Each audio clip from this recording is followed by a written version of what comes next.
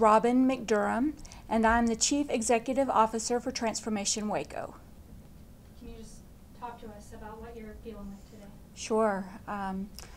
So as you know, we received a call around 2 o'clock this morning that Carver was engulfed in flames, and we've been working with the Waco Fire Department and Waco ISD every minute since then, just problem solving and working to ensure that our students are ready to start school on August 23rd.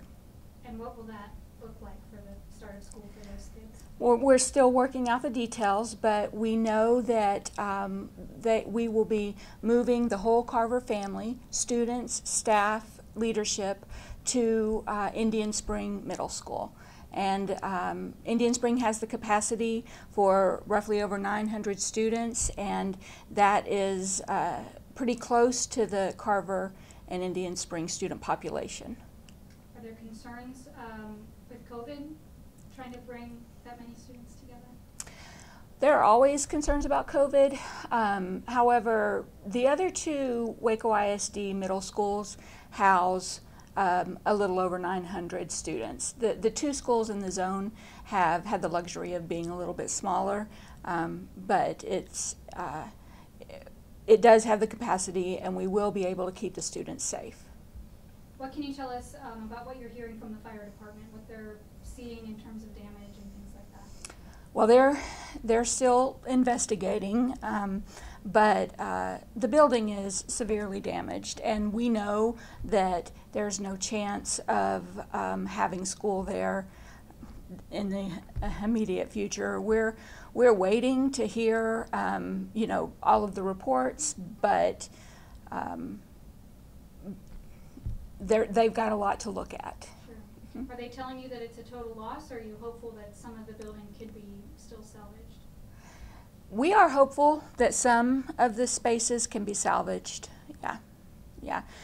There were a few areas that we may be able to get into. Okay. What are those? Do you know? Well, we're hopeful about some of the spaces in the back of the school, the band hall, and one of the wings had a firewall. We're not sure about the water damage there, but we're holding on to hope that perhaps we could salvage some of the things there as well. Okay. And then the parts that are not salvageable, talk to us about what was lost today. I don't think I can begin to explain all that was lost today. We, in our conversations today, many times a Carver staff member would say something and stop and say, no, that was in the fire. And I think they'll be doing that for a while. But the good news is that Waco ISD has jumped into action with us, and we're working on materials lists and supplies for our teachers, for our students, and we will be able to replace what was lost. Any kind of dollar value or anything at this point, or anything? I wouldn't be anywhere near prepared to give a dollar amount, yeah. Okay. Talk to us just about the history of this school and that community there. So one of the things that was so noticeable to us as we were looking at the site, visiting the site, was how many people walked up and said, this has been my school. One gentleman came to us and said, this is the school, the only school that I ever went to. He went from kindergarten through 12th grade at Carver, because Carver has taken on many different roles as a campus. It's been a high school, K through 12, middle school, and it is the heart of East Waco. One of the assistant principals was talking about the aerial of the fire and the cameras looking down, and he said it just embodied the community. This is our community. But in the same breath said, but we are more than a building, and we will get through this. Are people reaching out to you guys, trying to help? What is that been like?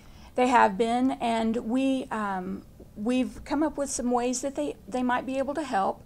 We're collecting gift cards from Walmart, Target, Mardell's, to help teachers with materials that have been lost, and even some of their personal items that may need to be replaced. If community members would like to support in that way, they can send them to Transformation Waco offices, or an email through Transformation Waco at wacoisd.org.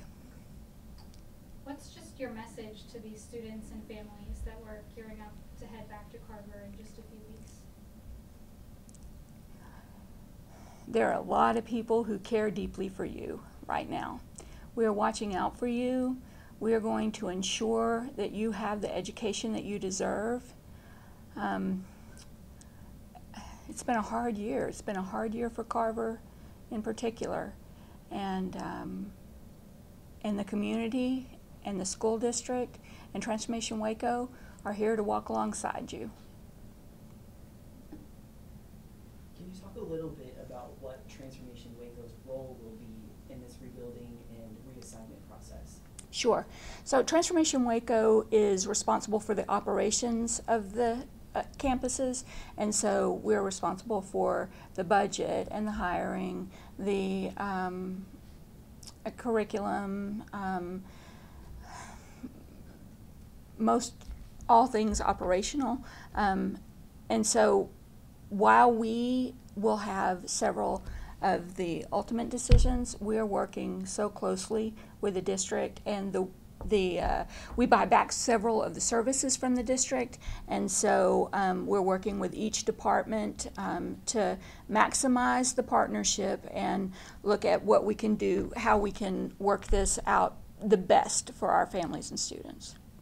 Are there opportunities for community input on what next steps are? We're moving pretty quickly.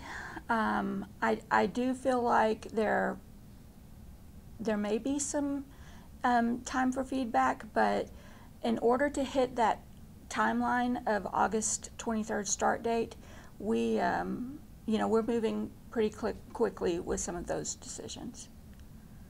And like you said, it's a quick turnaround, but what would you say to some people in the community who might be concerned that a nonprofit is spearheading this instead of the school district? So a nonprofit is working alongside the school district, is what I would say to that. Dr. Kincannon and I work closely together. We are so grateful for all of the support Waco ISD has provided, but this is a time that we are drawing on our partnership and working in concert. And so I do believe that we're not an unknown, but we also we have a lot of support in Waco ISD. And I know on August 12th there was supposed to be a vote on the bond hearing that was involved with several schools in the district. What does this change with that bond hearing? I believe Kyle DeBeer is your best contact for all questions about the bond.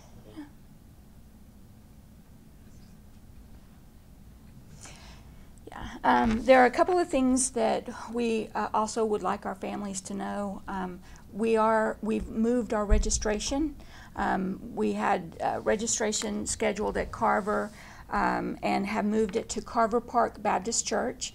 So our families who still need to register for school can head over to Carver Park Baptist on Thursday, July 29th or Friday, July 30th.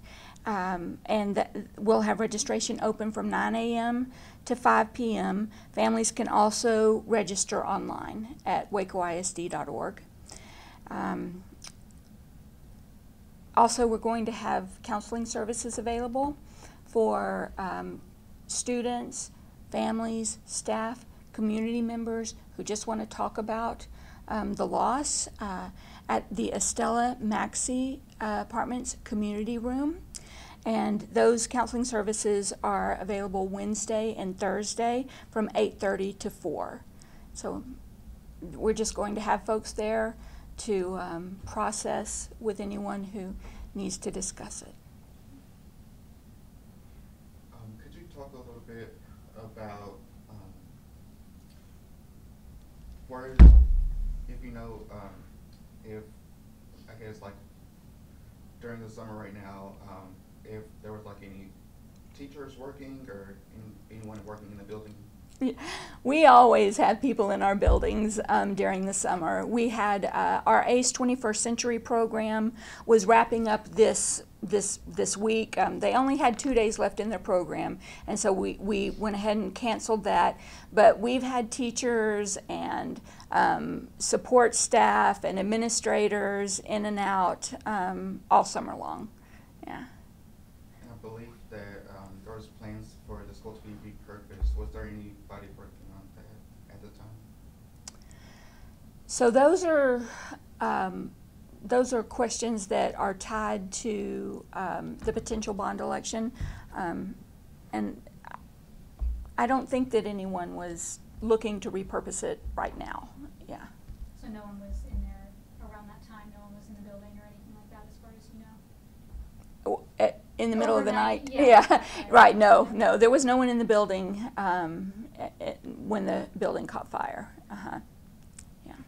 Just for you, can you talk to us about what that call was like for you this morning to find out It about? was such a jolt, and I think that initially we didn't know how bad it was. The Waco ISD police chief called and said, you know, it's in the library and moving towards the offices, but we didn't have a sense of how extensive the damage was in the first call. And so and then it turned into quite a night of problem solving and just sorting through what's next. Were you able to visit the scene today? Yes. What was running through your head when you saw the damage? It was worse than we had imagined. Our thoughts were, this is a lot of damage. Yeah. And are there any outside school districts planning to help y'all with maybe like books and resources? I haven't heard from outside school districts today.